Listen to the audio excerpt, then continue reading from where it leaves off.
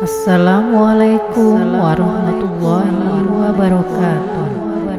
Teman mukjizat Islam, semoga semua selalu dalam perlindungan Allah Subhanahu wa Ta'ala dan diberikan keberkahan. Amin. Raja Abraha dan tentara bergajah. Ketika Raja Abraha berkuasa, ia membangun sebuah gereja yang sangat besar di San'a, dekat dengan istana Gumdan. Gereja itu diberi nama Al-Qulais oleh Raja Abraha. Kemegahan gereja Al-Qulais tiada tandingannya karena dibangun dengan batu pualam dan kayu-kayu pilihan. Pembangunan gereja itu bertujuan agar seluruh bangsa Arab kelak menunaikan ibadah hajinya di gereja Al-Qulais, bukan di Ka'bah lagi. Gereja Al-Qulais dibangun dengan tujuan menyaingi Ka'bah, sehingga menjadi pembicaraan seluruh bangsa Arab. Di jalanan, di pasar, di pelabuhan, dan di sekitar Ka'bah, semua membicarakan gereja Al-Qulais. Rencana Raja Abraha dengan cara mengusik Ka'bah membuat kemarahan bangsa Arab. Seseorang dari Bani Kinanah yang sangat marah mendengar berita itu. Ia ini tidak bisa menerima rencana Raja Abraha. Dia menganggap Raja Abraha menodai kesucian Ka'bah yang telah berdiri lebih dahulu daripada gereja Al-Qulais. Seluruh bangsa Arab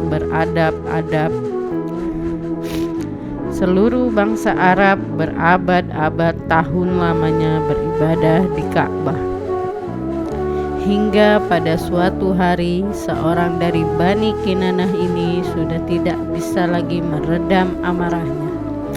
Dia pun diam-diam mendatangi gereja Al-Qulais saat gereja masih sepi di malam hari.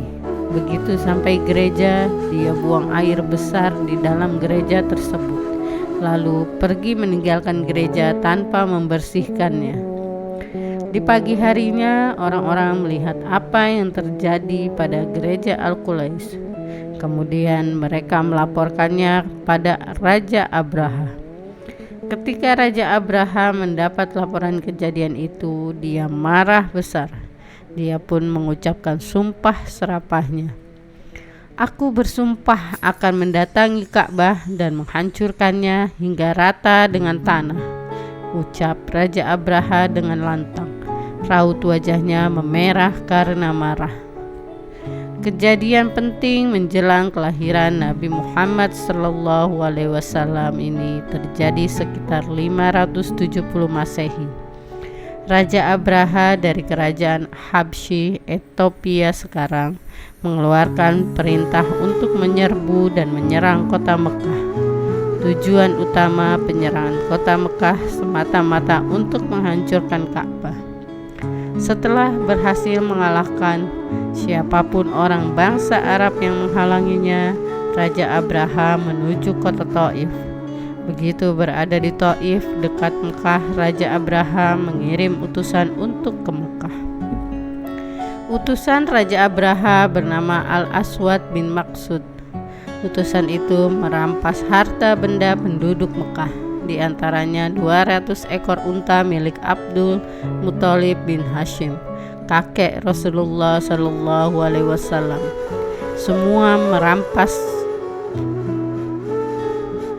Semua rampasan tersebut dia bawa ke hadapan rajanya.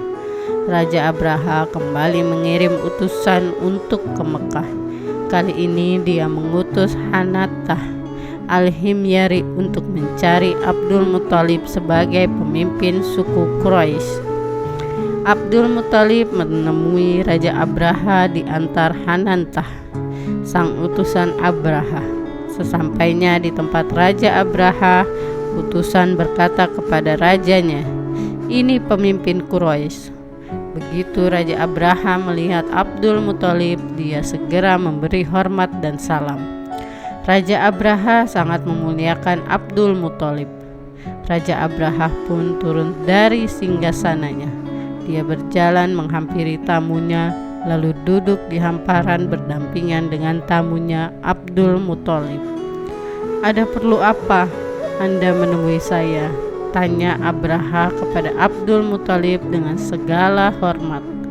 "Di manakah 200 ekor unta saya yang dirampas oleh anak buah Anda?"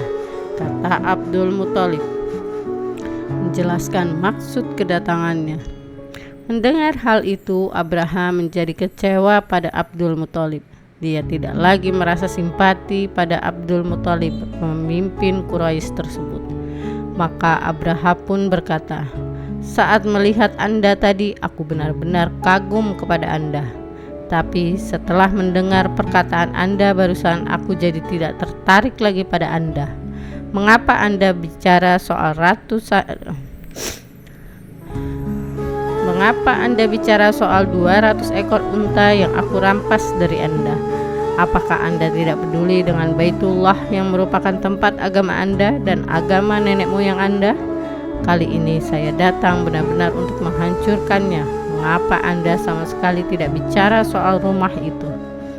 Abdul Muthalib, sang pemimpin suku Quraisy, berkata, "Saya ini pemilik 200 ekor unta itu. Saya akan mempertahankan hak-hak milik saya, sedangkan rumah itu ada pemiliknya sendiri. Pemilik rumah itu Allah Subhanahu wa Ta'ala. Pasti Dia yang akan melindungi dan mempertahankan rumahnya, Ka'bah Baitullah."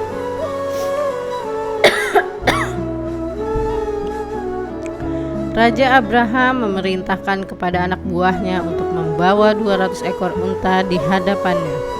Kemudian Raja Abraham mengembalikan unta-unta tersebut kepada Abdul Muthalib. Setelah mendapatkan unta-untanya, Abdul Muthalib pun berpamitan kepada Raja Abraham. Maka Abdul Muthalib langsung pulang menuju kota Mekah. Sesampainya di Mekah, Abdul Muthalib bergegas menemui kaumnya dan menceritakan apa yang sedang terjadi. Dia memerintahkan kepada kaumnya untuk segera meninggalkan Mekah. Tindakan tersebut diambil semata-mata demi menyelamatkan nyawa penduduk Mekah yang tidak berdosa, demi menghindari terjadinya pertumpahan darah di kota Mekah. Ketika Raja Abraha bersiap masuk ke kota Mekah, terdapat kejadian aneh. Gajah terbesar yang menjadi tunggangan Raja Abraha bernama Mahmud. Selama ini Mahmud sang gajah tidak pernah membantah perintah tuannya. Tuan menyuruhnya ke arah barat, maka Mahmud pasti berjalan ke arah barat. Namun kali ini Mahmud tidak mau diarahkan ke kota Mekah. Gajah terbesar itu menolak diperintah. Namun jika diarahkan ke arah yang lain, Mahmud bergerak cepat. Konon gajah-gajah yang lain pun ikut menolak masuk ke kota Mekah. Maka bala tentara bergajah itu pun mengambil arah berputar untuk bisa masuk ke kota Mekah. Kejadian aneh kembali terjadi saat pasukan Raja Abraha dengan bala tentara bergajah semakin mendekati kota Mekah. Tiba-tiba terlihat banyak burung yang membawa batu-batu kecil. Burung-burung itu dikenal dengan nama burung ababil. Burung ababil sejenis burung layang-layang dari Laut Merah. Setiap burung ababil membawa 3 butir batu, sebutir di paruh dan 2 butir di kedua cakarnya. Burung-burung ababil melemparkan batu-batu yang dibawanya ke arah bala tentara bergajah. Batu yang dilemparkannya berukuran kecil, hanya sebesar biji kacang adas. Namun setiap orang yang terkena lemparan batu-batu itu langsung terbunuh. Mereka pun lari terbirit-birit karena tidak bisa mengira akan serangan itu.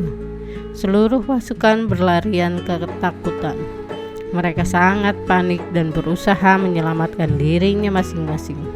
Begitu juga dengan Raja Abraha. Dia berlari tunggang langgang menyelamatkan dirinya. Meskipun terkena lemparan batu burung ababil, Raja Abraha berhasil melarikan diri. Secara fisik Raja Abraha memang sangat kuat dan tangguh. Namun dalam perjalanan Saat melarikan diri, anggota tubuh Raja Abraha rontok satu persatu. Bala tentaranya yang masih ada menggotong tubuh rajanya yang sudah tak berdaya itu. Saat tubuh Raja Abraha digotong oleh bala tentaranya, tubuhnya terus berguguran. Raja Abraha akhirnya bisa sampai di kota San'a. Meskipun keadaan seperti anak burung yang tak berdaya, akhirnya Raja Habsyi itu pun meninggal dalam keadaan yang sangat mengenaskan. Karena peristiwa tersebut, selanjutnya tahun itu dikenal dengan tahun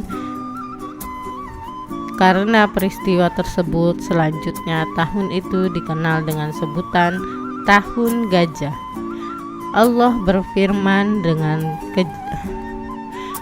berfirman tentang kejadian bersejarah itu dalam Al-Quran surah 105 Al-Fil ayat 1-5. Apakah kamu tidak memperhatikan bagaimana Tuhanmu telah bertindak terhadap tentara bergajah? Bukankah Dia telah menjadikan tipu daya mereka untuk menghancurkan Ka'bah itu sia-sia? Dan Dia mengirimkan kepada mereka burung-burung yang berbondong-bondong yang melempari mereka dengan batu yang berasal dari tanah yang terbakar. Lalu Dia menjadikan mereka seperti daun-daun yang dimakan ulat. Wallahu a'lam bishawab. Sekian kisah kali ini untuk teman mukjizat Islam. Sampai jumpa di kisah-kisah selanjutnya. Kurang dan lebihnya kami mohon maaf. Wassalamualaikum warahmatullahi wabarakatuh.